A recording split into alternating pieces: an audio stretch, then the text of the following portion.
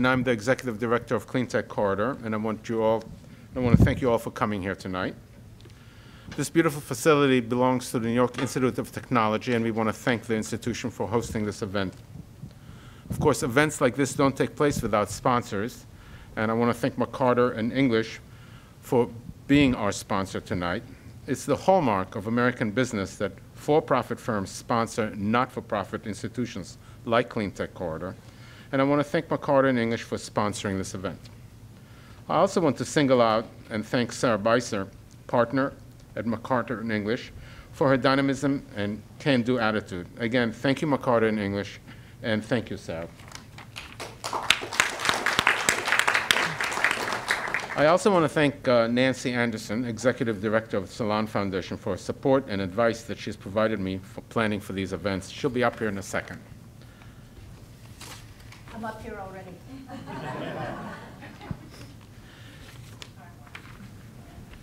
Cleantech Corridor's mission is to work for the removal of barriers to the adoption of clean tech and upcoming clean tech transformation. It has taken big oil 100 years to collect the clout that keeps us addicted to fossil fuels. We can't afford to wait another 100 years to get to the same point that they are today. Nor is it going to be fruitful to try to take away what they have. It's also not possible. We just want the same opportunities. If this were a level playing field, in my opinion, which it is not at present, alternative energy would dominate and effectively eliminate the need for oil and gas as an energy source. We would still need them for an awful lot of other things, but not for energy. Last December, we had a program on the New York Solar Jobs Bill. Afterwards, a group of activists came up to me and voiced their disappointment that the discussion was mostly about finance and not about the jobs. They were so upset, they invited me to moderate another discussion on the same topic, but from a jobs perspective. They're here again tonight in full force. And I'm hoping they will come up afterwards and ask me to do it again. The more discussions and panels we hold, the more people will become informed, and the sooner these technologies will become mainstream. In this context, I would like to bring up the following event on June 5, right here in this auditorium. New York Best and the New York Institute of Technology will present a forum on energizing our cities, battery and energy storage technologies for urban settings, which is being presented in partnership with our Cleantech Corridor. We hope you will attend this event as well. Now let's get going. My name is Sarah Biser. I want to thank all of you for coming out tonight on a really terribly rainy night and a very bad hair day sort of day. I am the practice group leader of the construction practice group at McCarter, and we work in the energy field, and most of us also promote alternative energy, which is why we're here tonight. The date of this event is actually rather timely because some of you may know that a week or so ago, the Department of Interior declared there to be, and I'm going to use the words exactly as they're printed here because they're not exactly intuitive to me or to probably most of us here. The Department of Interior today declared there to be no competitive interest for the use of certain areas of the U.S. outer continental shelf. So when they said there was no competitive interest, what that actually means, and I think all of you or some of you will explain it a little bit more clearly, but I think that means that we have the first go-ahead with regard to wind energy in the Atlantic Ocean. So we are glad to have everybody. Okay. Am I right? Did I get that right? That was the first bar is out of the way with regard to wind energy. Okay, now my question that I will have for some of the panelists later is, it seems so obvious to me that wind energy is the way to go, and I don't exactly get why we're not there yet. And I know it probably is an issue of politics and an issue of money and incentives, and we'll be looking to you to give some more answers in that regard. In any event, I'd like to introduce Nancy Anderson. Who's going to have a few words for us before we get started. You're going to do it over there? Sure. Good evening, New York City, and thank you all for being here tonight. We think that tonight we're going to hear about and see some history in the making. I'm the executive director of the Salin Foundation, and I would also like to just take a brief opportunity to thank my event co-sponsors, Kohn from Cleantech Corridor, Sarah Biser from McCarter in English, and the New York Institute of Technology for providing this terrific space. As many of you know, or many of you heard, confronting the challenge of climate change is often called a wicked problem, not just a garden variety problem, a wicked problem. And my framing, my lens tonight is that building a renewable energy economy is also a wicked problem. So what's a wicked problem? It's one where the solution requires a great number of people to change their minds and to change their behavior. And this implies three things. Various stakeholders have different views of acceptable solutions and have to all come together and cooperate. Wicked problems generate waves of consequences, but for wicked problems, it's impossible to know how all of the consequences, if implemented, will play out. In other words, we're making the road by walking it. And sometimes doing that poses the challenge of it can be very difficult to reassure stakeholders, to reassure other people, to reassure people involved that we will get to where we hope to go without getting sidetracked. Finally then, how is a wicked problem solved? Too often, wicked problems are solved when public exhaustion with an issue simply changes the political agenda to something else. But that's not the same thing as a solution. So tonight, as you think about the prospects for the advancement of wind power and the 800-pound gorilla in the room, this room and every other room tonight, of today's super cheap natural gas, ask yourselves, is solving the 21st century problem of making the transition from the world's addiction to fossil fuel, is that another wicked problem? We'll find out more this evening.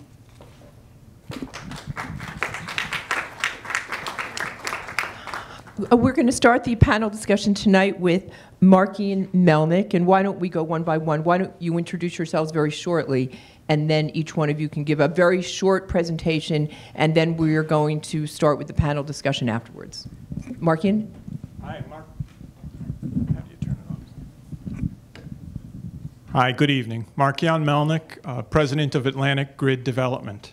We're the developers of the Atlantic Wind Connection Project.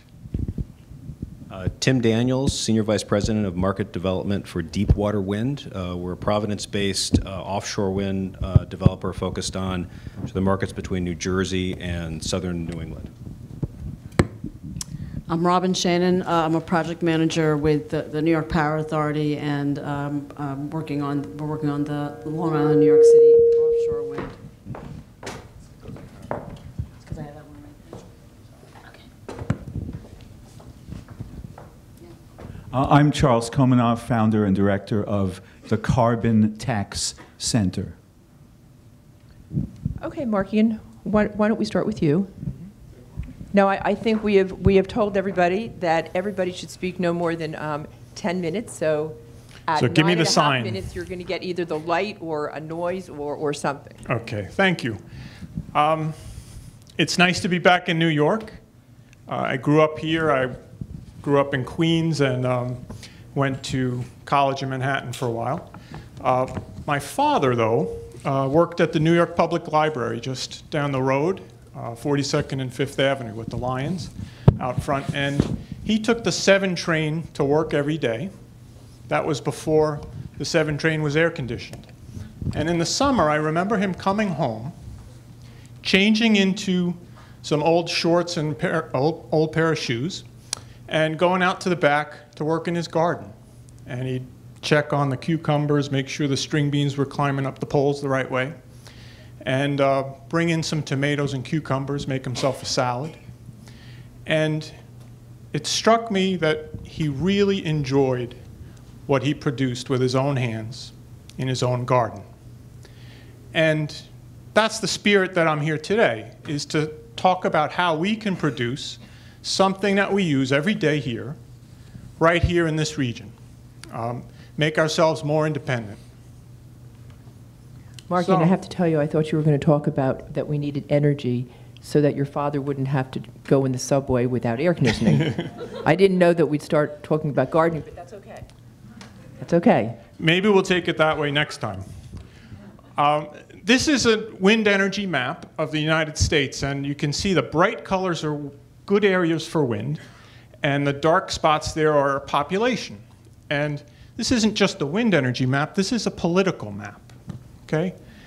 The states here on the East Coast, as far as from Maine all the way down to Virginia, have renewable energy standards and want to get renewable power as part of their energy mix. But they don't have all that good options on land. You see on land not very many bright colors. And so their option for wind energy is either buy it from the Midwest, send ratepayer dollars to the Midwest to create jobs and to create renewable power, or develop what they have in their own backyards, offshore wind. And clearly, with the focus on creating jobs today, offshore wind's a very attractive option. So what's the technology? And what I'd like to do is just give you a brief introduction for those of you who are not familiar with offshore wind. What's the technology? Where is it going? And where's our project, the Atlantic Wind Connection, likely to fit in? So today, for offshore wind, we follow the land-based model, which is you put a foundation into the land. In this case, you go into the shallow waters offshore, sink a foundation into the seabed, and you put a turbine on it. And you see what they're projecting in the future is larger turbines. You take advantage of the economies of scale that are possible when you can go offshore, where you don't have the restrictions of roads and bridges. You don't have to move things on railroad tracks and trucks. You can use large ships in big open spaces. So they want to go to much larger structures with larger rotors on foundations in deeper waters offshore where the winds are stronger. And eventually to floating foundations. And today, the workhorse of the industry is a small 3.6 megawatt machine, but Tim may talk about in his project already using 6 megawatt machines. And this is, over here on the bottom, is a blade from a 7 megawatt machine. A 7 megawatt machine installed is 770 feet tall, about half as high as the Empire State Building. A lot of numbers on this slide, but what I want to show you, this is from the Department of Energy. This is from their plan for offshore wind energy development. And the key here is each of these columns represents a particular year and a particular size wind turbine. Some of you may have 6th graders, and one thing they learn is how to figure out the area of a circle. The area of a circle is pi r squared. As the radius increases, right, the area increases exponentially. And that's what's operating here with wind turbines. You see there, from a 3.6 megawatt turbine to an 8 megawatt turbine, the rotor diameter increases from 107 meters to 156 meters. But look at how much the energy production right below it increases. Basically a factor of 3. So that's what's driving this belief that we can get offshore wind energy affordably, that we'll be able to scale it up for larger machines and amortize the costs of foundations and towers and things like that and installation over a much larger output. Now, machines isn't the whole story. There's a lot to offshore wind and opportunities for efficiency in all of these steps, everything from researching what the seabed conditions are, to what the wind conditions are, to how you build transmission interconnections, our area, to specialized ships. So there's opportunities for knowledge and efficiency all across the supply chain.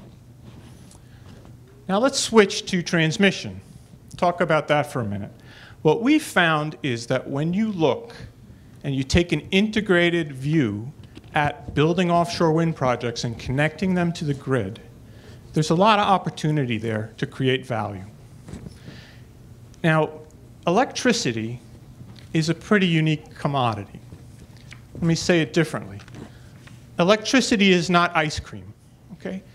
Ice cream you can make all winter long, store it in a big freezer warehouse, and take it out in July and August when people want to have a lot of ice cream. Electricity has to be manufactured instantaneously when people need it. And when people don't need it, you have to back off the production of electricity because you can't store it efficiently. And so balance between generation and supply is critical. And when you add a variable resource, something that produces power when the wind blows and doesn't produce power when the wind doesn't blow, you have an extra challenge in balancing. And the Atlantic Wind Connection is designed to attack that problem. When the wind is blowing strong, we deliver power from the wind farms to the strongest parts of the grid. And when the wind subsides, we're still connected to the strongest parts of the grid, so we can deliver existing generating resources through our line to areas elsewhere on the grid that need that power. So we balance the variability of the wind and deliver it where it's most valuable. So take a look here. This is the old way of delivering offshore wind. And what you have there are, off of the coast of these mid-Atlantic states, the polygons are areas that the Department of Interior has designated as suitable for offshore wind development because they have low conflicts with other ocean users. And if each wind farm builds a farm out there, each developer builds a farm, they would need to build their own transmission line to the grid. But the strong parts of the grid are those red lines. That's the backbone of the land-based grid. It gets weaker towards the coast because the coastal communities are less populated. The Atlantic Wind Connection is a plan to connect multiple offshore wind areas off the mid-Atlantic states, balancing the variability of individual wind farms up and down the coast. And you know, weather moves through systems, so there's sometimes when one wind farm may be producing just fine and the others are not producing that much. But it also strengthens this mid-Atlantic grid by producing this bypass offshore. And it improves the efficiency of how we use the existing transmission, existing generating resources that we already have. The project is backed by several investors. I'm not going to talk long about them, but I do want to point out the newest investor we have. It's a firm called Elia, and they are Belgians' high-voltage grid operator, and they also operate a third. They own and operate a third of Germany's transmission grid, and they've been active in building transmission for offshore wind in Europe. And just to wrap things up, it's sometimes in offshore wind, we're looking at the future all the time. When will the wind farms be built? How do we build the supply chain? But it's useful to look backwards, too. Looking backwards sometimes helps us see forwards a lot better. Who recognizes this man on the right here? The Wizard of Menlo Park, Thomas Edison. And the man seated next to him, Pittsburgh industrialist George Westinghouse. And who recognizes that animal up above? The Republican Party. That's Topsy the elephant at Coney Island. Back in the late 1800s and early 1900s, there was an intense battle between George Westinghouse and Thomas Edison about electricity standards, about alternating current, which ultimately turned out to be the winning technology of the time, versus Edison's direct current, which was a very understandable, useful technology based on batteries and such. And here, right here in New York City, was the first central station electricity plant, right on Pearl Street downtown. But it had limitations. You couldn't get DC power too far, and it was hard to transform. But today, with modern high-voltage DC equipment, using semiconductors, and right here, the name of the semiconductor that's especially applicable in this technology is these things called insulated gate bipolar transistors, which allow you to have very exact control over voltages and power flows. HVDC is making a resurgence. It's now an excellent way to move power long distances, especially in offshore cable systems. So I'll end by saying that we've got a huge challenge ahead of us. How do we build an industry right here in our backyard when we haven't built any projects yet? Where do we get the supply chain started? How do we drive down costs? But it's an achievable goal, and it's a worthy challenge.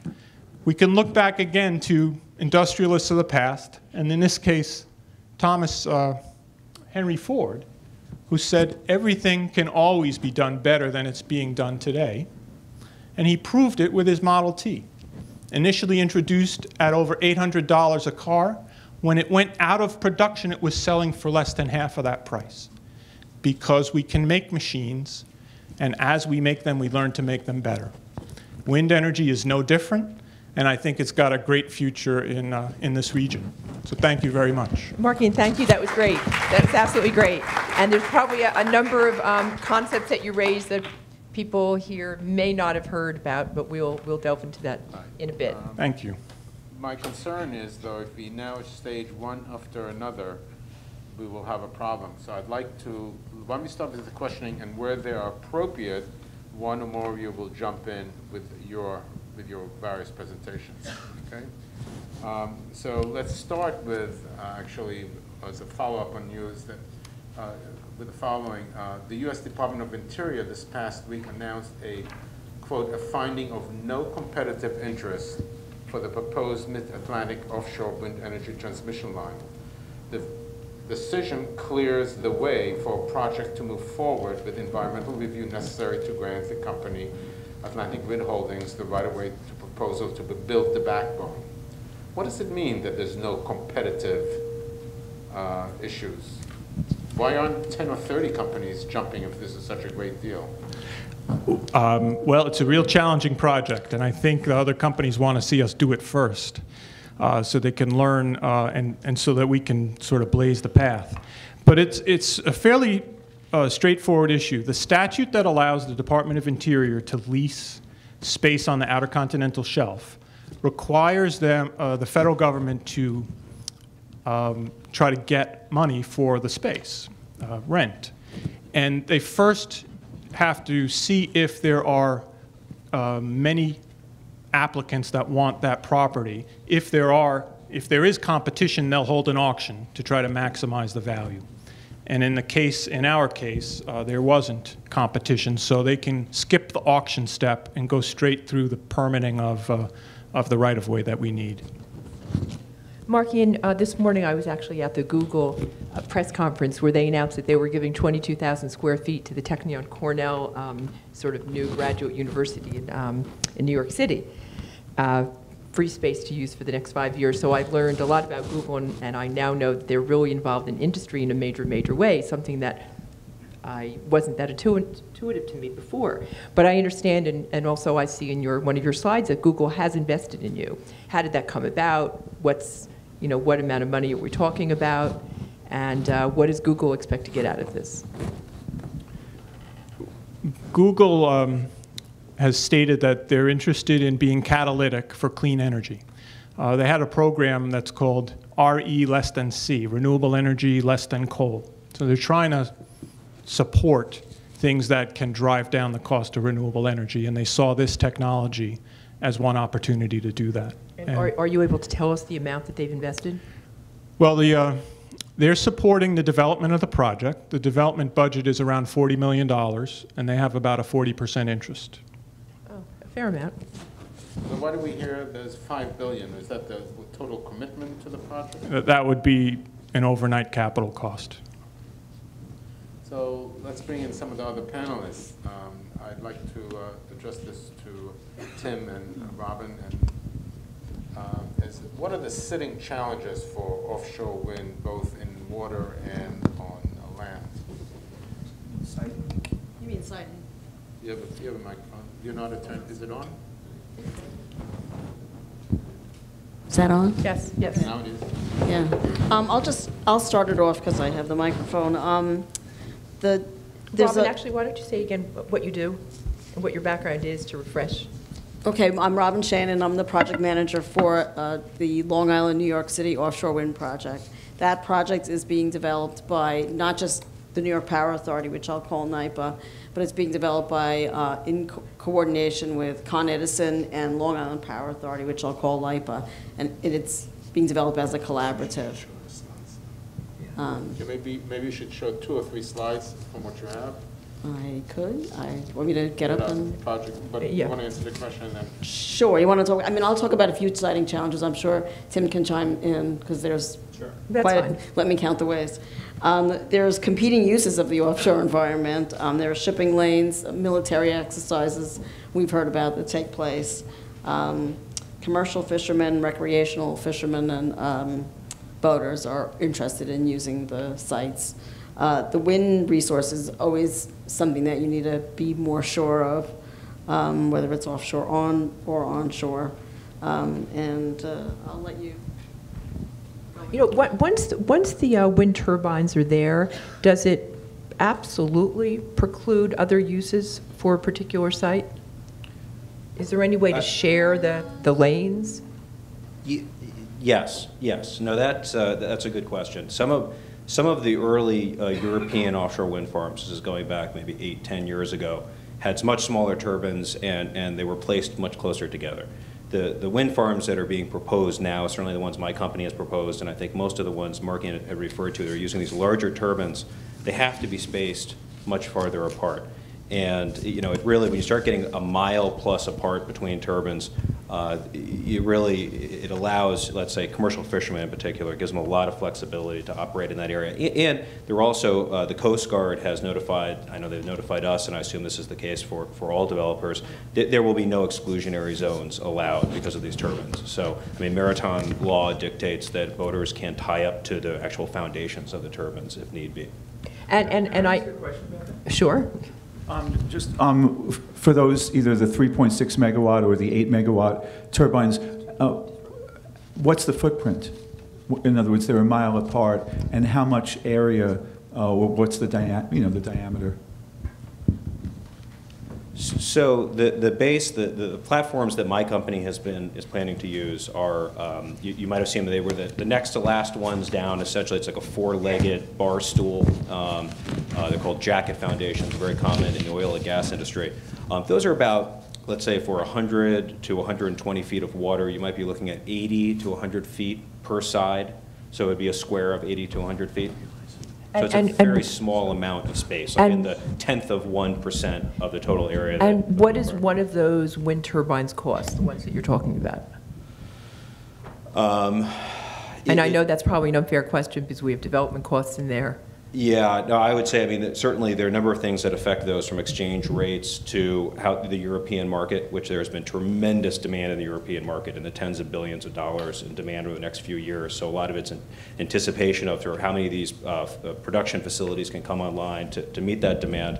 I would say the turbines have certainly been more expensive than onshore turbines. There are a lot of considerations that go into the construction and maintenance of them. It's a lot more difficult to access these turbines. It's not, when you have a turbine that fails onshore, it's pretty easy to find a crane that can go out and lift up a part. When you're offshore, you need a special vessel that's stable, that allows a crane to be lifted up. And right now, for example, those really don't exist outside of the Gulf of Mexico. So, you know, the costs are much more. I know I'm sort of dodging the your specific question, but I certainly think the anticipation is that the prices are going to be coming down. A lot of the wind farms that are being proposed today will not come online for 5-6 years, and they won't be actually purchasing wind turbines for 2 or 3 years out is when they would commit to So it. 2 or 3 years from now, what will that cost? And how does that correlate to price per kilowatt hour, if you can do that? Because isn't that what we're talking about? Is it sellable and is it scalable? Yes, the scale makes a tremendous difference. The projects that my company has been looking at are in the 1,000 megawatt range. And all of those economies of scale that Markian identified really come into play. I mean, it's just the construction costs go down. You start having the operations costs begin to come down. You're probably still getting up to the range of, let's say, $4,000 per kilowatt installed. Now, keep in mind, and give or take 10, 15%, but that might be a sort of target range for what we'd be looking at in that 2017 to 2020 range. But keep in mind, when you're doing a simple comparison to other technologies, and I think this is where there's a common misunderstanding, if you compare the capacity factors, the percentage of time that the wind turbines are producing power to, let's say, onshore turbines. You look at onshore wind in upstate New York, and NYSERDA, just based on their public numbers, it's in the, let's say, 25 to 28% range. The numbers, my company has had MET equipment deployed around sort of Rhode Island, Massachusetts, Eastern Long Island area now for 3 years. We have very accurate data. We're estimating capacity factors approaching 50%. It's in the, conservatively, you could say 40, so let's say 46, 47%. So for the same dollar per kilowatt installed, you're getting a lot more generation out of that turbine. And it's also producing more on peak. It tends to produce when you need it, which has more value. The Atlantic coast, we are estimating the wind. We have not had, on the Atlantic coast, we are estimating the wind. We have not had detailed analyses of how much wind there is. Is that correct? Or? Yes and no. I mean, I think it's true that before a project, let's say off of New York City, could get financing, there would have to be some kind of MET equipment deployed. And that is, I think, built into most of the assumptions about these projects, the timelines, and that there's a multi-year permitting timeline that gives you a chance to deploy the equipment. There are some places, again, like one of the areas that we're looking at off of southern New England, where we've had MET towers on Block Island, which is out sort of close to where these wind farms would be. We've had them deployed for 3 years, and then we have MET equipment that's sort of around the circumference of the whole area. So, we're told by the leading modeling firms that, the estimates that they come up with are, you can't finance based on it, but it's getting within the 3–4% error range. I'd like to ask Tim another question. And I'm a big friend of wind, but... This is an unusual practice right now. Generally, we are supposed to ask the questions. We have no problem with the panelists themselves asking questions. They may have better questions than we do, so please, go ahead. I'm a friend of wind, but I'm an even bigger friend of numbers, as some of you in the audience who know me know. So let's say you've got $4,000 a kilowatt, and I don't know what your financing rate is, your fixed charge rate or your amortization rate, but just bear with me. Let's say 10%, and that would cover replacement, operation, and maintenance, et cetera. So you got $400 per kilowatt per year, right? $4,000 times 10%. That's your annual capital cost to have built this wonderful big wind turbine, which I want there to be a lot of, as you'll see when I get to my slides. And I'm going to give you a 40% capacity factor. I know you said 50%. We saw 45% up there. But the history of new technologies is littered with over-promising of deliverable electricity. So at 40% capacity factor, you're running full out for 3,500 hours a year. But it was $400 per kilowatt per year. So you divide the $400 by the 3,500 hours, and you're a little bit over 10 cents a kilowatt hour. And we haven't even delivered the electricity on land, although maybe that was part of your $4,000. So the question is, and that's why I dragged all of you through those numbers, how are we going to compete with ultra-cheap natural gas from you-know-what, which is, a half, which is just so much cheaper than that 10 or 12 cents? Well, that's a good question. I have some answers, but I think that's well, that's wait.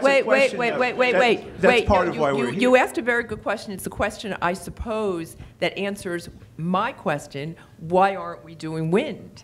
It doesn't pollute. It seems at the end of the day it's got to be, I think, cheaper. It appears that it's not right now. Why are we subsidizing solar? I hope we have no solar clients in the room right now. But what's going on? And maybe you can answer. And is this a good point to do your slides? I'd love to. I've just got 5 slides, so I can race through Why don't them. you're on. Great. Can I go to Yes, absolutely. Maybe I could throw out a couple numbers while I was going to. So I would say two things. First of all, comparing the cost of the offshore wind to existing energy costs, I don't think is the right comparison. I think the thing that we need to be considering is that there are a number of air and water regulations that are coming out of Washington. It's difficult to tell the exact timeline, but the expectation in the industry is there will be dozens of older power plants, some of these over 60 years old, retiring along our coastal areas. A lot of them in New York City. Long Island already has announced some retirements. Connecticut's going to have some. New Jersey has several that are expected to announce pretty soon. So we're seeing some of these competitions that we're participating in are really looking at new plants. Now, the thing to keep in mind with new plants is that even a natural gas plant, natural gas could be free. It's still very expensive to build a natural gas plant. So if we use, let's say, just a 10-cent comparison, our estimates when we've had our engineers do modeling us for the new natural gas plants, even at today's prices, to recover the cost for a new plant in an area like New York City or Long Island is going to be in the, I would say, just ballpark, let's say 8 cents. It's not, and it may even be, I'm being generous. I mean, it's really, some of these numbers that have been made public might put it at closer to 9 cents. When you talk about modeling or these kind of numbers, are you including cleanup costs? I assume with wind that when you take down a wind turbine, there's not an awful lot of cleanup. I imagine in a power plant, we shudder to think about what the cost of cleanup is. No, so we none did of these not. Numbers this was a fairly straightforward. It doesn't include tearing down older plants and dealing with remediation. It's building a new plant and looking at over a 15 or 20-year amortization period what the cost would be. Is there anybody in government or anybody in any public policy capacity that is thinking about the cleanup costs? Yeah, the regulations of the Department of Interior require you to provide for decommissioning of wind plants, and you have to post a decommissioning bond. So it is factored into the financial analysis of a wind project. But I would just make a brief comment that diversity of our energy supply is important. As Tim mentioned, there's a lot of coal coming offline, and it will be replaced with the cheapest resource, which is natural gas. And that will leave us with an energy portfolio that is very heavily dependent on natural gas. And it's not a prudent course over the long term. Charles, you ready to go? No, we need some help from the technician. Oh, got it. You can tell me how to switch from one to the next. The green, great. Okay. I just have 5 slides. Is there a mic up here, or should I? Okay. This is looking at the world picture. Maybe some of you are familiar with the work of Mark Jacobson and Mark DeLucchi, 2 researchers from California, who I know personally and have known for a really long time, and who are incredibly scrupulous with quantification. It doesn't mean that everything that they say, has to be true, but they've gone through an exercise of looking at what resources are available in the world, what the materials constraints are, and also what is the world's need for energy. And I believe that here they use the IEA 2030 forecast, and they built in some efficiencies, world end use getting more and more efficient, and also as the world increasingly electrifies, that is a boost in efficiency as well. And you can see the real payoff in this chart for this talk is the green half of the pie. And obviously there's more than one way to slice the pie, but what Jacobson and DeLucchi have come up with here is the idea that half, if we are going to power the world soon without fossil fuels and without nuclear power, that wind power has to make an enormous contribution. Maybe it doesn't have to be exactly 50, or maybe it has to be more. And so this really leads to the point that NIMBYs don't have much of a place in this world, or if we're going to have a world without fossil and without nuclear, then the whole NIMBY ethos has to be transcended. Now, just a few mundane slides about what's been happening in the United States. Just in the past 4 years, we're comparing 2007 and 2011 last year. Coal's share of electricity, or not share, coal's generation of electricity, these are actual kilowatt hours or billions of kilowatt hours, went down by 1/7 in just 4 years, which is phenomenal. That's never happened before. Natural gas took up some of the slack. It went up by 13%, but since its base is so much smaller, it's not as if it took up all the slack, because you can see by the relative heights. Nuclear stayed about the same. Hydro went up, and that was mostly an artifact of last year being a very wet year. Other, the last thing, is oil. I guess mostly oil, which is, there's probably 1 or 2 other things in there. And wind went up by a factor of 3.5. That's a 250% increase, which of course is encouraging. Charles, where is that? Where is the 248% increase? Where's it on the chart? Or well, where's it located in the United States? I'm sure everybody else on the stage has a better fix on that than I do. Okay. In other words, you know, Midwest, Texas. Yeah, I mean, probably mostly Midwest, and you know, that whole corridor, Texas, Oklahoma, Missouri, Nebraska, Iowa. I'm already showing my New Yorker cover mentality, sorry. I used to know all that. Okay, but it's not here, though. It certainly is it's not here. Now, this is taking wind and nuclear through 2 kind of comparable stages of development, if you will. I took 11 years of growth for each. There's no years on the x-axis because I really wanted this to be a kind of naked demonstration of the similar pattern of increase you know, during nuclear power, you know, 40 and 50 years ago. And these are not relative amounts. These are actual production amounts. So that wind is now making as much electricity or a little bit more than nuclear was in 1974, which is impressive. Unfortunately, there are things that have happened that we're going to be talking about that are going to slow that rate of growth.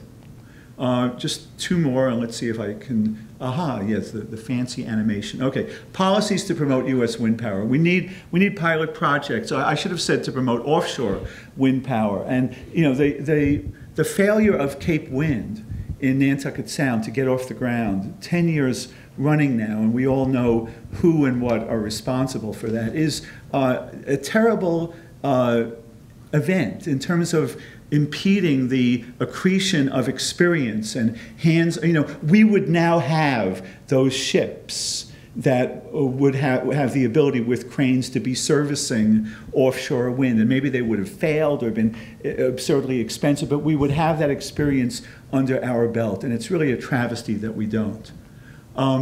We need proactive governance of fracking at the very least. We need bans where appropriate, and that's not my decision. We need complete disclosure and transparency. We need regulation, fines, bonds. Fracking should have all of that so that there is recourse and real effective governance of this incredibly destructive and dangerous technology. We need feed-in tariffs, and I'm just going to pass over that in the interest of time. And finally, we need a carbon tax, and that's what my last slide is about. But a carbon tax, well, let's go to it. There's a little bit more happening in this slide, so let's see if we can follow it. What we're looking at is coal, which is the black. This is electric power in the United States. Natural gas, in the old technology, using a steam cycle, the same as in a coal-fired plant, is the blue, and that's what gas used to be, you know, decades ago. But the more recent, I mean, it was developed 40 years ago, but it's really taken off like gangbusters in the last dozen or so years, is this marvelous technology that can only burn a really clean fuel like natural gas called combined cycle plants that has efficiencies of around 60%, which had been unheard of in converting any fuel, including a fossil fuel, into electricity. Now, this is just fuel costs. Just trying to keep that simple. Look at 2007, where the fuel cost, this is US averages, for coal, we don't have a laser pointer on this, do we? Coal was less than 2 cents a kilowatt hour, and even combined cycle gas was 4 cents a kilowatt hour. So there wasn't a huge movement at the margin from coal to gas. But by the time we got to 2011, first of all, the cost of burning coal, just the fuel cost, had gone up. And the prices of burning gas in power plants had come tumbling down because of many things, including the economic collapse, the availability of natural gas that had previously been reserved for industry, but also the advent of large-scale fracking, which is making huge amounts of natural gas available in a natural gas glut.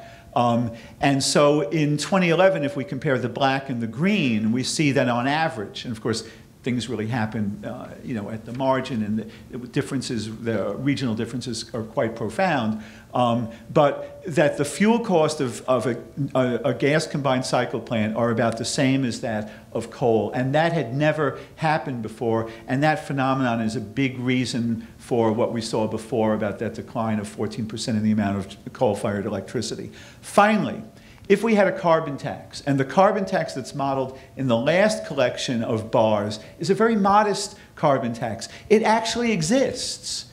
It's in BC, aka British Columbia.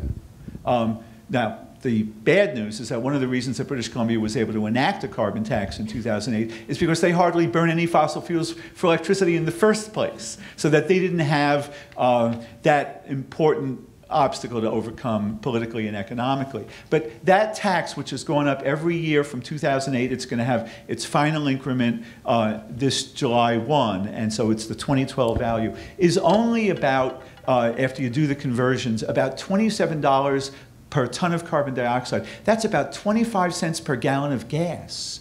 In other words, it's not a big carbon tax. But look what it does to the economics of coal. It knocks, I mean, again, just fuel costs. It doubles the fuel cost of burning coal, or it would if we had one.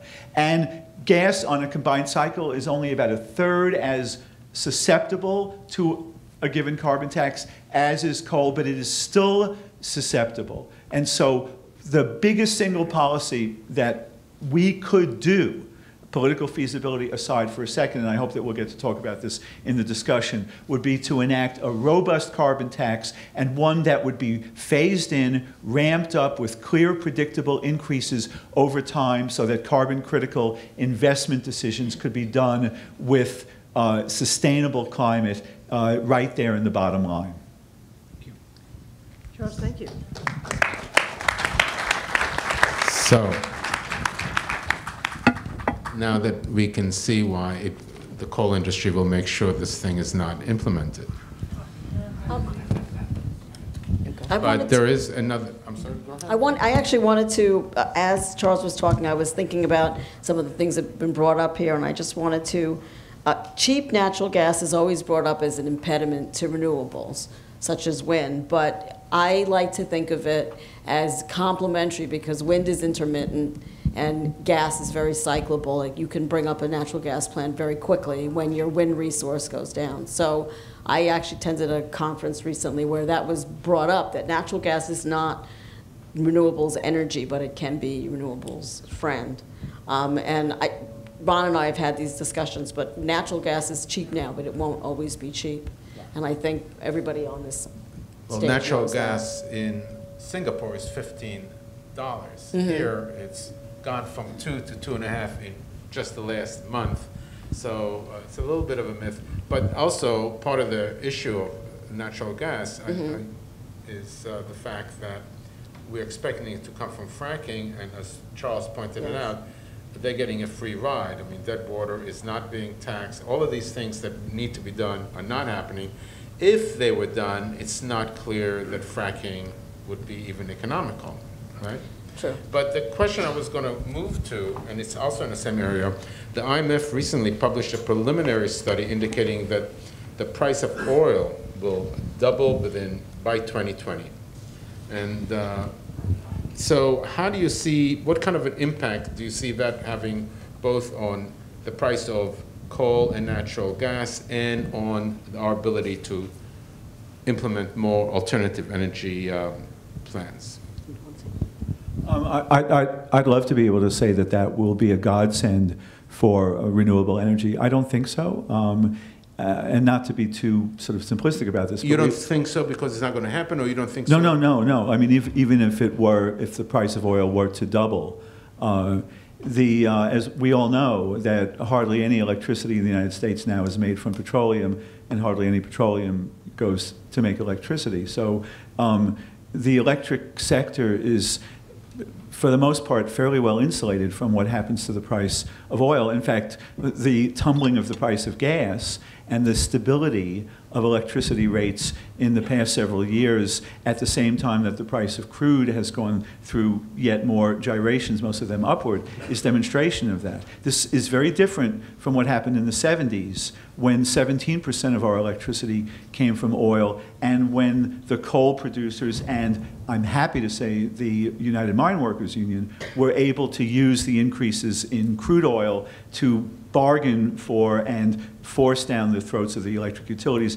increases in the price of coal, et cetera. But the electricity market is very different. Well, Charles, how did that come about? How did it come about that historically it was 17% electricity from oil and now it's zero? Oh, well, how did the markets become totally bifurcated? Well, several things. One were environmental considerations that in the 60s pushed a lot of electric utilities on the coasts away from coal toward oil. And second was the fact that the residual oil, the number 6, the heavy stuff at the bottom of the barrel, that the refining industry had not yet invested in the hydrocracking, that's not fracking, that's cracking, technology that could convert those lower grades into desirable products like jet fuel, distillate, and gasoline. So the residual fuel was kind of given away for a song.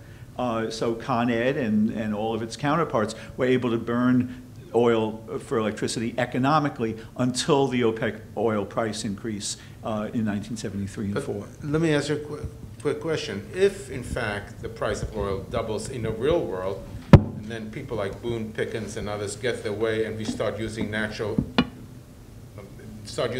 gas for transportation, then the price of natural gas becomes also catastrophically higher, and now all of these things are shifting.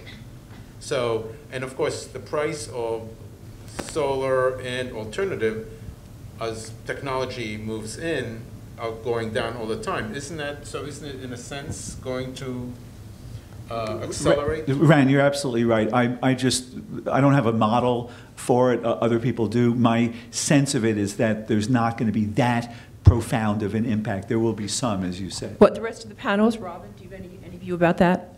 The price of oil? I'm not an expert in that area. Okay. Kim? Neither am I, although since I have a microphone, I'll go ahead and opine. Yes, I have to tell you, Tim, that does not stop lawyers from talking. We feel comfortable talking about anything. I would say for some policymakers today, because electric cars are such a sort of popular technology, and a lot of certainly Washington and a number of states have fairly ambitious goals they've set for electric vehicles. That creates a little bit more of an overlap, but I don't see any time in the near future, unfortunately, because there has been the decoupling of prices between the gas and the oil. I do think, and this is again just a non-expert saying this, but to the extent there begins to be more of an export market for gas. You don't have to get to a point where the U.S. is exporting 50% of our gas to have the price begin to track to international levels. It's actually sometimes with markets, it's a fairly small percentage that then gets you to that point where gas starts leveling off between $2 and $15. But I just the one point I wanted to make is I think that carbon tax and oil and some of these other sort of national sort of trends and fundamentals, it's important to look at them, and ultimately for our country we need to be able to solve these issues on a national level. But a lot of the driver for renewables really has been at the state level. I mean, the federal government can support it with tax credits, but it's the renewable portfolio standards that states have set that have been driving most development in clean energy. I mean, really since PURPA passed in 1978, and that did drive sort of a wave of investment in cleaner new generation. There really hasn't been a lot the feds have done that drives, it's usually the feds sort of clearing the path and getting out of the way. The local government is really the state government that takes action. And there are a lot of things that we could be doing, I say the surrounding states, New York, New Jersey, Connecticut, that we're not doing, that could allow these projects to be more economical. And one of the biggest ones is we don't do most of our procurement for energy on a total benefit basis. And what I mean by that, you look at something like offshore wind, would be true for any large utility scale renewable. It impacts the clearing price in the state in a way it essentially puts downward pressure on the clearing price. So regardless of the actual price of the contract for the offshore wind, it lowers the average clearing price that every ratepayer pays in the state. And Cape Wind has gotten, the state of Massachusetts has publicized this to a great extent, but it's a major, major impact. I mean, our estimates on, a 1,000-megawatt project selling it to New York City, the benefit to ratepayers would be the equivalent of $50 or $60 per megawatt hour. So imagine that's 2 to 3 times what we pay for these renewable energy credits, which is how we usually quantify the environmental value. This is just straight economics. I mean, this isn't about sort of valuing, lower temperatures in the world. This is about estimating the prices that people will pay each year, and we don't consider that really directly in any of our procurements. Now, Charles looks like he absolutely agrees with you, but I'd like to hear what Markian has to say. I agree with Tim. It's one of the things that people often don't appreciate about the electricity markets is the price that people pay the price that companies pay when they buy at wholesale in the electricity markets are set by auction. And when renewable energy is produced and sold into these auctions, it's sold at its variable cost, which because there's no fuel involved, it's sold as a price taker. It's sold at zero, but it gets the auction clearing price. And when you put in a chunk of renewable power at zero, what you do is push out of the auction the highest price energy, and that results in a lower auction clearing price. So it's a significant benefit that often, as Tim said, is not counted. So it's a positive externality. Well, the way I look at it, if ratepayers support renewable energy, then that energy is sold into the market where they get the benefit. So that's why it makes sense to support it at the state level through things like renewable portfolio standards. Robin, do you have a comment on this? Is your area, I believe, no?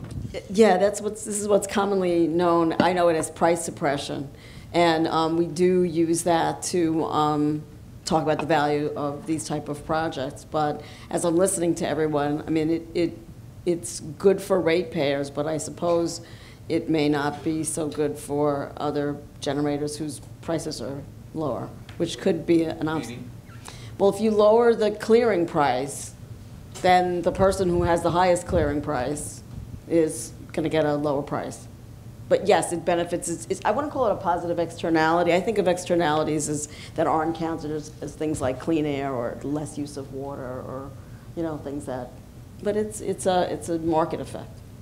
Is the EPA is in the process of promulgating new, more stringent air and water regulations that are expected to force the retirement of a large number of older and less efficient power plants, many of which are located. Oh, I did it again. I apologize. The EPA is in the process of promulgating new, more stringent air and water regulations that are expected to force the retirement of a large number of older and less efficient power plants, many of which are located in coastal load centers.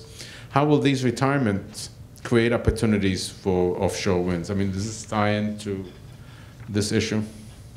I know, Tim, you placed this question in there, but. Two mics. Yeah, no, I had made a reference to it earlier, but looking at, there have been a number of announcements already about projects. I'd say Long Island is a good example of this. Long Island Power Authority in their 10-year energy plan, it was 2010 through 2020, had identified a number of plants, and this was really before they had some of the details on the current regulations that were going to be retired. They also released some numbers on the cost of replacing those with new natural gas plants, and some of the estimated energy costs that I referenced earlier were based on those NYPA public numbers. And they have a number of plants that are expected to retire. They've announced, last year they announced 2 of those would retire. There's a 3rd under consideration. And in other places, New York City, I'm not sure any have announced that they're going to retire, but there are certainly, you could speculate there are going to be quite a few on the list. Connecticut certainly has some. New Jersey has a large nuclear plant that's retiring that is definitely linked to water, because nuclear plants use a lot of water. So the retirement of that plant was linked to it, and potentially Indian Point. I mean, we could see, although the governor seems to be maybe concerned a little bit more about safety issues related to Indian Point, it might be that the mechanism that ultimately retires it, if it is forced to retire, may be these new cooling water regulations that make it very difficult for it to continue to operate economically. Charles, you want to jump in? I know Indian Point is a hot topic, and I don't mean to take us away from it if you want to go back to it. But on a more national basis, if I can, and I know this is sort of supposed to be Atlantic offshore wind focus, I think it's easy to overestimate the benefits for renewables and the environment and the climate, et cetera, of US EPA's moving to continue to tighten the regulatory noose quite appropriately upon coal-fired plants with all kinds of emission rules, as well as ash rules, water rules, coal mining rules, et cetera, some of which, of course, are stillborn because of the Republicans in Congress, and others of which, however, are proceeding. And it's a wonderful thing. And in fact, that 14% reduction in generation of electricity from coal-fired plants just in the past 4 years is to a great extent an artifact of that. And in a sense, what matters is not so much whether coal plants are retired, it's whether and how much at the margin coal-fired plants go down in the dispatch order because their running costs, O&M, fuel, et cetera, have become higher than those of alternatives, whether it's wind or gas. But that phenomenon, I believe, has limits. And what I'm concerned about is that there is, I believe, a bit of a complacency that I'm picking up at some of the major environmental groups, the ones that over the past 40 years have been the champions and the provokers and the guardians of the Clean Air Act, that I think they're getting a little too comfortable in relying upon EPA regulation to shove coal out of the generating mix. I, for one, would like to see them not let up on that, but to add advocacy for a carbon tax to that other regulatory-based effort. Robin, I have a question for you. Sure. The Atlantic Wind connection, we understand, is from Virginia all the way up to New Jersey, maybe Right. northern New Jersey. Why isn't the New York Power Authority participating in the Atlantic Wind connection? Why isn't it being brought all the way up to New York? Is there a technical reason? Is it a political reason? What's going on? And well, you can my respond answer, to Robin afterwards. Right. My answer for that actually was not why it wasn't brought all the way up, but rather that the way the New York Power Authority and the collaborative with Con Ed and NYPA are approaching the process right now is that NYPA is pursuing the offshore lease, but we expect that offshore lease will be transferred to a developer. Should we get it, should be transferred to a developer, and it certainly, that would be something for a developer who would build the project to pursue. Markian, your response. When you plan high voltage transmission, you have to deal with what's called a regional transmission operator. And the one in the mid-Atlantic is called PJM. And they control from New Jersey south to Virginia and all the way west to Chicago. And the planning and, more importantly, the allocation of the cost of a project between that mid-Atlantic PJM organization and the New York Independent System Operator, which is the high voltage grid operator for New York, they haven't figured out how to allocate costs for interregional projects. So we kept ours within the mid-Atlantic to be able to deal with, to make cost allocations simpler. So it is political. In some in the regard. sense that, yeah, it's a practical I accommodation to the cost allocation situation. Yeah, Tim, any comments? Yeah, I was going to add that, I certainly don't think anyone has proposed a project that rivals or the scope and the size of the AWC line. But there are some smaller regional projects that have been proposed.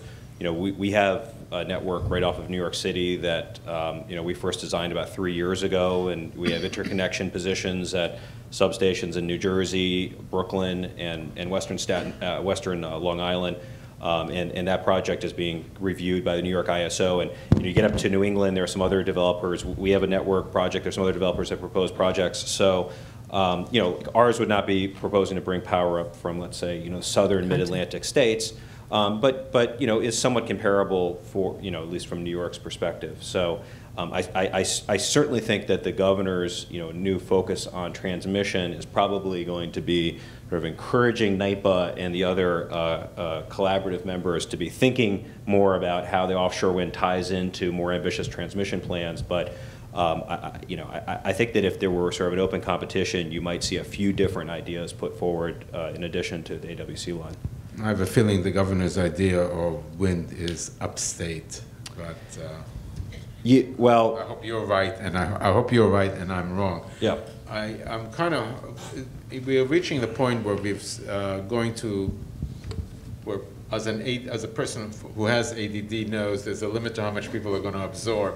So I want to ask some more questions that are more futuristic, namely, I, for example, do not believe that natural gas and all the promises of energy independence are going to turn out to be true. I think the prices are going to be up. I think that alternative energy as a future is a good future and a strong future. What kind of other technologies do you see that are critical that could all of a sudden propel you forward more quickly than you thought you might have? Do you see any developments of coming online? And actually, why don't we start with Charles, and we'd like to hear from everybody. I'm an economist, not a technologist, so I'm going to pass. Well, I think this is one of the other things that you wanted to talk about. I'm not a technologist either, and but energy storage is something that is coming up. What can you answer this question, though? You can pass. Energy storage is one of them. Well, energy storage is a technology that is being used more and more, and we have a, yeah. So that's my... Probably the single biggest thing that could change the price of offshore wind in the next 10 years, I think, would be the collapse of the European market and oversupply of turbines, which is not something I'm not saying, no, I'm not hoping for, but I don't know. That's a bit of a flip answer. I'm not sure. I mean, the thing is with offshore wind, certainly we expect the price to continue to come down. It's actually a more commercially mature technology than a lot of people in the U.S. tend to appreciate, because there's been so much investment in the European market that they've really sort of gone about the development of the technologies at sort of a hyper pace. And so we're really at a point, this is different than onshore wind, in that when onshore wind first began being developed in New York, and New York was a real pioneer, it really was a very new technology. I mean, a lot of people really did not know whether these turbines were going to last past 5 years, and it was difficult to get financing. And that's not really the position we're in right now. I mean, these turbines, we know they're going to last for 20 years. There are large companies like Siemens and Vestas backing these contracts.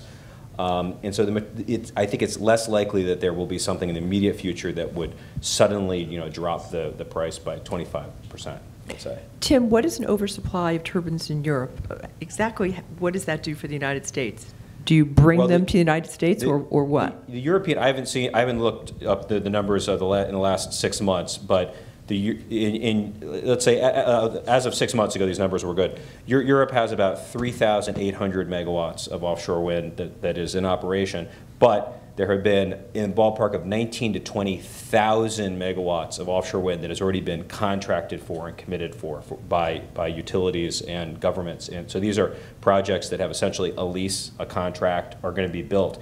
You're talking about just round numbers. I mean, this is in the order of like 60, 70, 80 billion dollars over the next 8 to 10 years.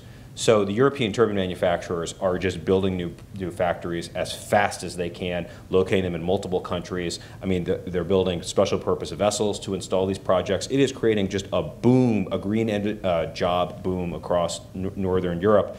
If there is, for some reason, some of those countries back off, whether it's larger sort of recession concerns or changes in thinking in their energy policy, there could be an oversupply. Like we've seen in the solar market historically, there have been times where there have been oversupplies and undersupplies, and it's really had a major impact on U.S. prices.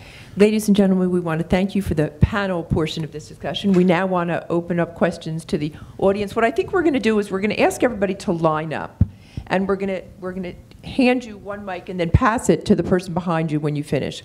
We're also going to ask that you ask a question. I know it sounds simple, but ask a question and please limit your question and/or statement to 1 or 2 sentences, but not more. So when you're done, you'll pass it to the person behind you. Question, could you give an idea of the time frame of the completion of this? One. Second question, as I understand it in terms of environment, there may be a problem with the migration of the Atlantic bowhead whales, but in other countries around the world where ocean turbines are in place, it tends to even help ocean life by giving them protection. So my question is, do you know of any other environmental impacts? Thank you. Why don't I take the whale part of that, and Tim, you can talk about timing. The issue with whales and some other marine mammals is the noise of construction, principally. And so there are 2 ways to deal with that. One is that you would drive piles for foundations when the whales are not migrating through that area. The other is you can use different types of foundations that don't require you to hammer piles into the seabed, so you eliminate the noise. On the timing, most of these projects, although I don't know if the question was specifically about AWC. When is it going to go? Yeah, when, Okay. not just...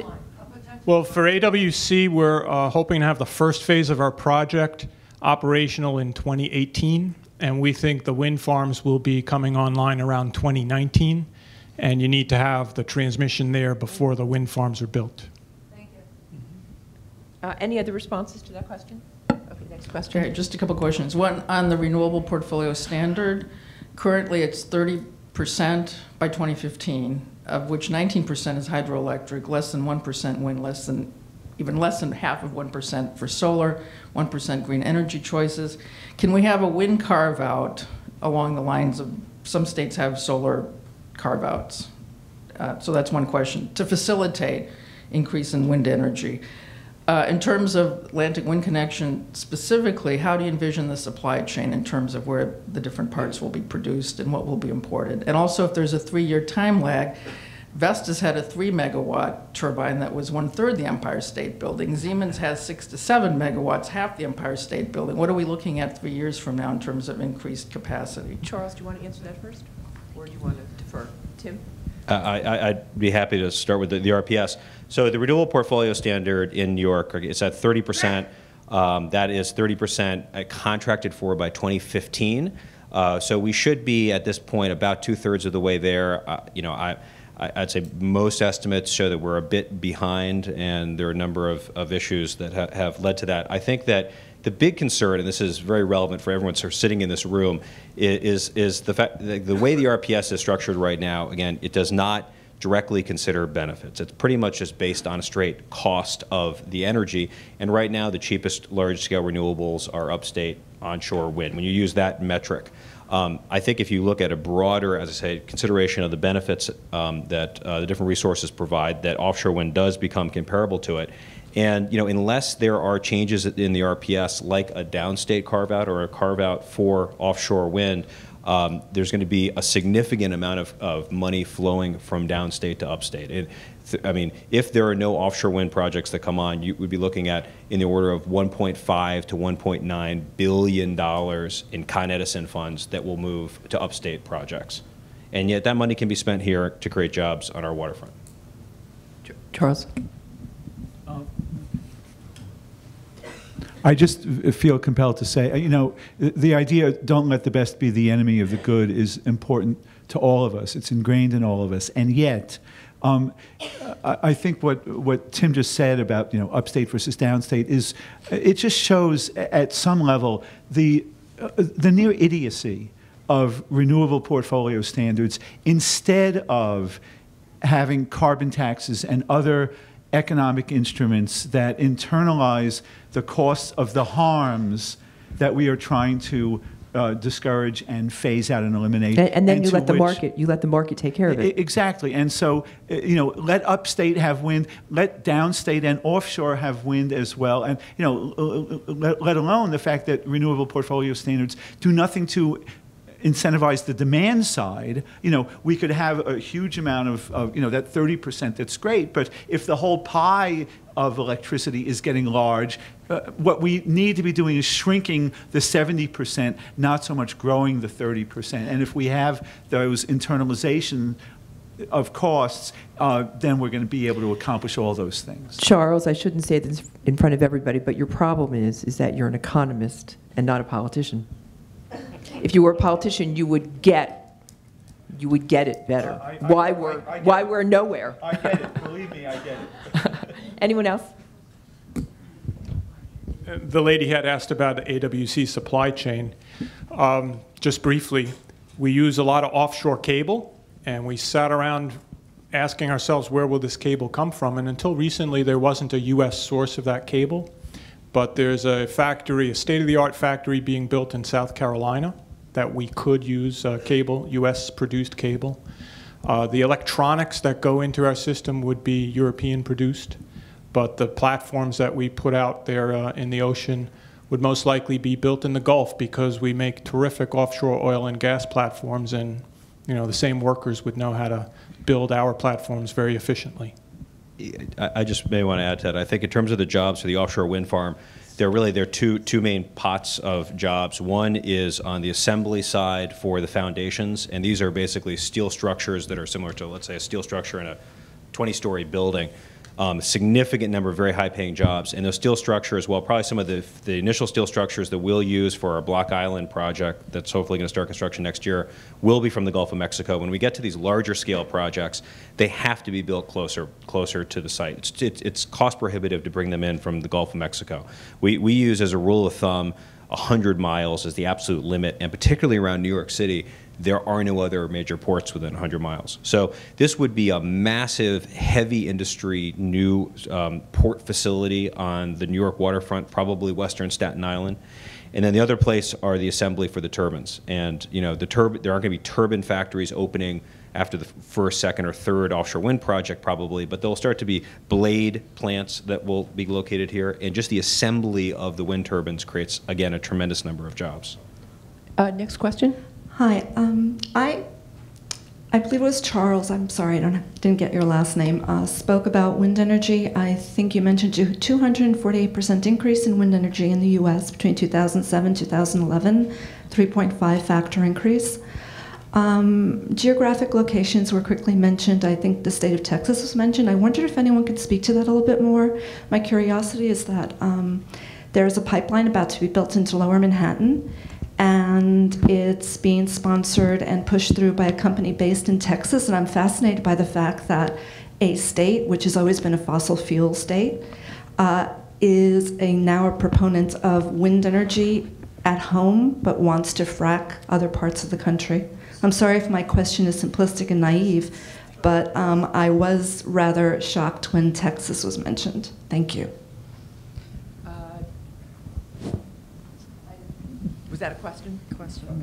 I'm just a little embarrassed that I'm not better prepared to be able to parse how it is that Texas has had this boom. Was it a renewable portfolio standard? Was it a state mandate? In fact, it may have even originated under Governor, good example of the Peter Principle, George W. Bush, prior to 2000. But unfortunately, there is no real contradiction between that good and the problems that you raised. It's not as if Texas is one monolith. I believe that one of the things you can do in Texas, you can create an MLP for wind. You can't do it in some other places.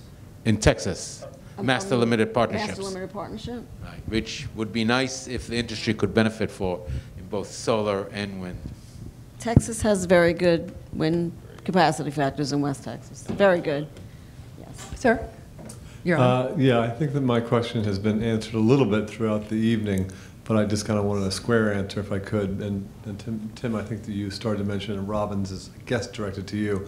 But I'm curious, for the Governor Cuomo's Energy Highway initiative, which is receiving... What's that? No, we're glad you're raising it because we had that question, but Good. And that's going through the RFI, the request for information process right now. Does the Con Ed NYPA LIPA consortium, offshore wind consortium, intend to bid ultimately or submit for the RFI? And if so, how do you anticipate being able to kind of get to the top of the heap in terms of the project's transmission and generation that are likely going to be selected if that goes according to plan, given that upstate wind might be a little bit less expensive at this time? I mean, in other words, are you cost competitive in time to be competitive in that Energy Highway Initiative bidding process? We're still discussing our response to the RFI internally for this project. It's something, it's not just a NYPA project, it is for the whole collaborative, but that issue has come up, but it hasn't been decided yet. And Tim, do you have any thoughts on just, again, it gets back to the kind of competitiveness of offshore to onshore? I would say that if you listen to sort of the public statements from the governor and all the entities that are leading the Energy Highway, there has been more of discussion about upstate wind. With that said, we've been working with all, at this point, there's sort of a blackout period, and so the members are not meeting with individual developers, but certainly before the formal process started, we were working closely with all of them, and every single one of the task force members, to the person, said absolutely downstate offshore wind, especially when you combine it with transmission, should be part of this. And if you go through the priority list of objectives, you can check off almost every single one of them, and it matches. Now, if you read sort of the political tea leaves, I still think the governor is sort of in his mind is probably thinking, I'm speculating here, I think he's still thinking about upstate solutions, but I think they're going to be looking for a portfolio. So I think downstate offshore wind could be part of that mix. Okay, terrific, good news. Thank Thanks. you, thank you. If it's okay, could I ask a question of Charles and Tim? Sure, go ahead. Charles, just quickly, your chart showed a pie chart with half wind, and I wondered how that gelled with Dr. Richard Perez's chart, which has solar being so much larger than wind. And Tim, I wanted to go back to something you said about Massachusetts, and if you had Cape Wind, that it would lower their energy costs so much. There's a huge pipeline project that's just in pre-filing now that would run all the way from the Marcellus across upstate New York, the Constitution pipeline. If we could compare the cost of what that's going to cost to build versus getting Cape Wind online, how would that affect the energy picture there? Gee, I'd almost rather answer the second one than the first one, especially since I forgot what the first one is. Did you say ADHD? I agree with that with solar, though. Notwithstanding the fact that large amounts of natural gas are used to generate electricity, that they always have been, and it's growing even more, as I was showing.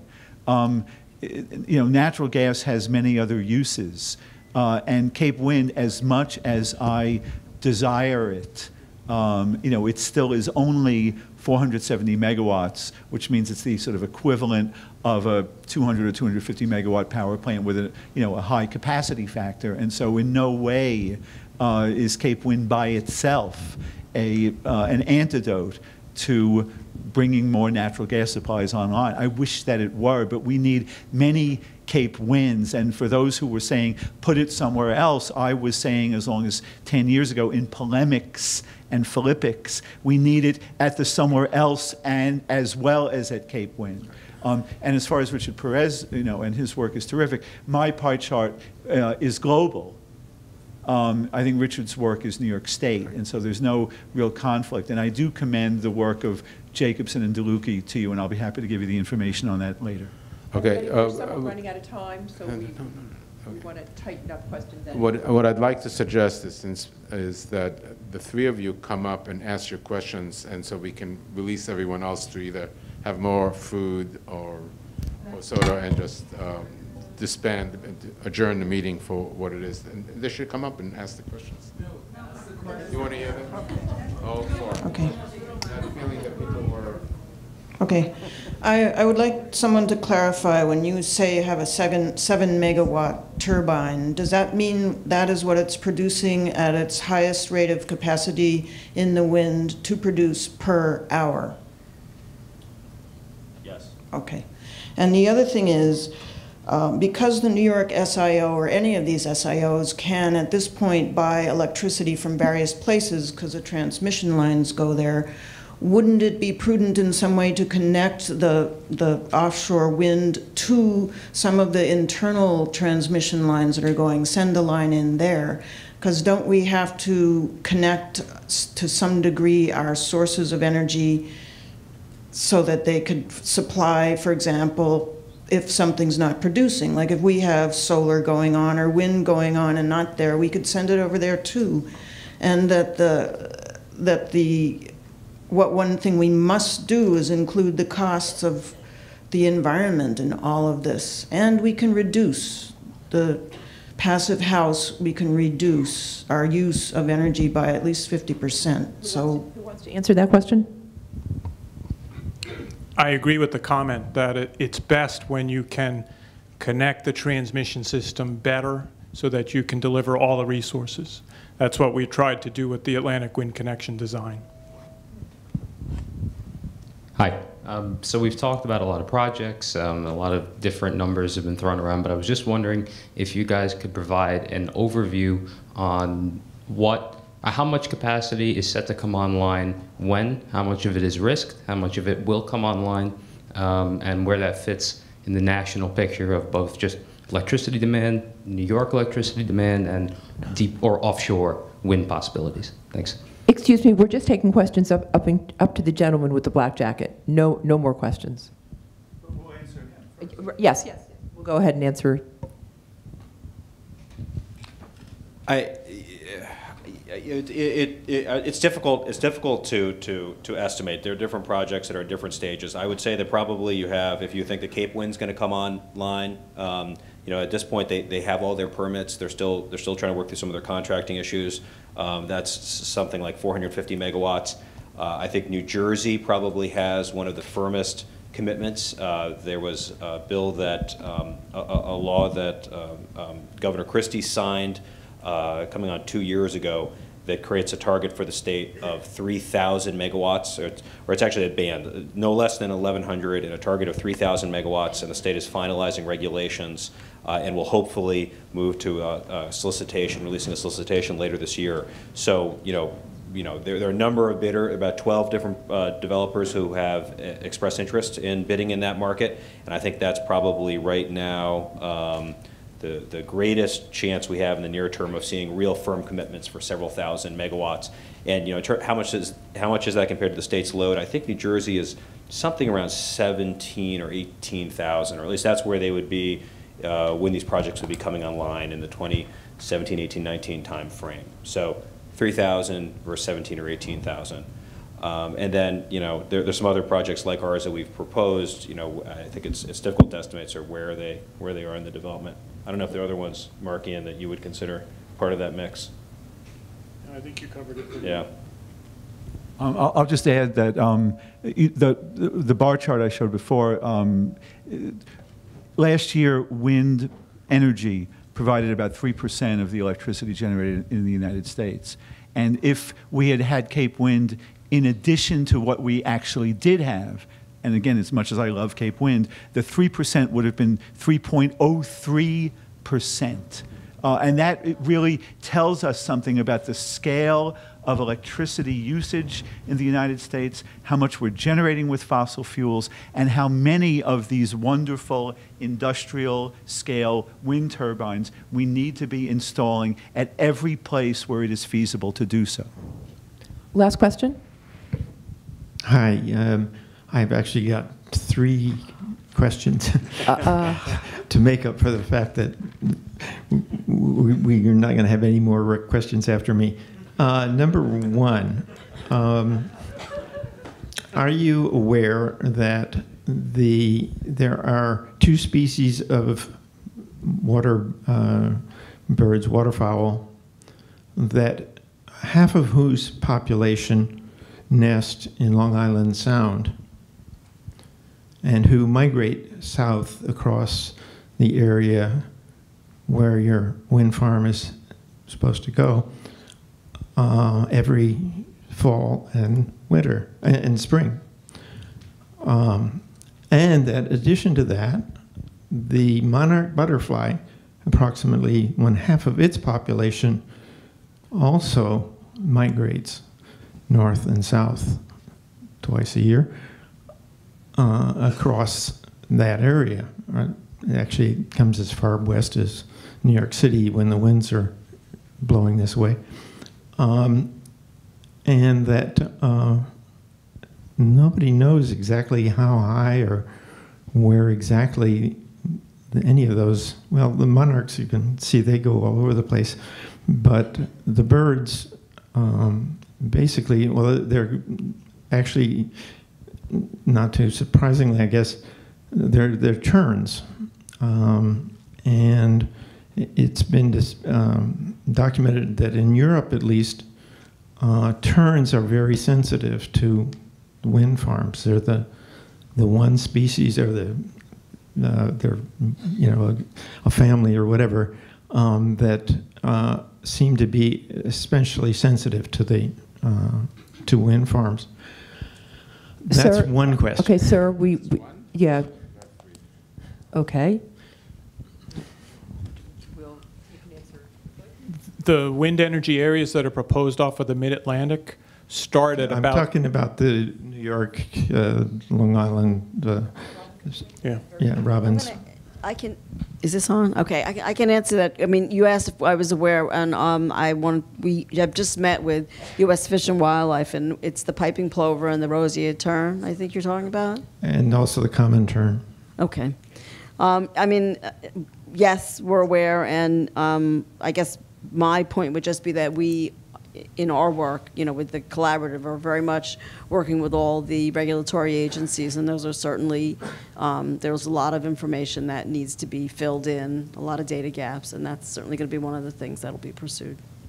Thank you, Robin. Thank you. Okay, number 2 question.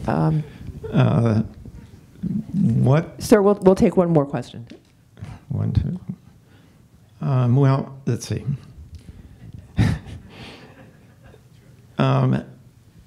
In all of your computations about how much energy is needed, where it's going to come from, how it's going to be developed, is anybody taking into account electrical powered vehicles that will be providing billions of kilowatt hours of storage at almost all times in the future? Tim, do you want to answer that? I would say it probably varies depending on where you are in the country. The states sort of in the Mid-Atlantic and the Northeast, I'm not aware of any that have sort of official, and most of them have a number of exercises, some run by the independent system operators, some run by the utilities or state energy offices, where they estimate the demand in the state going forward for planning purposes, maybe 5, 10, 15 years out. I haven't seen any estimates that really factor in significant impact from electric vehicles. With that said, I know we get a lot of questions from policymakers who are interested in that, and we've run some very informal kind of back of the envelope numbers, and you're absolutely right. If you believe that the penetration levels or the technology adoption rates are going to be pretty high, if you start getting into even 10 or 20% of the cars becoming electric, it really does increase electricity demand. Maybe not peak demand, hopefully most of it's off-peak, but the total energy use increases significantly, and that would certainly increase the demand. But again, get back to a lot of the way we procure energy these days. A lot of it is looking more at a 5 or maybe 10-year window. It's not thinking out 20 or 30 years and running scenarios like 20, 30, 50% electric vehicle penetration.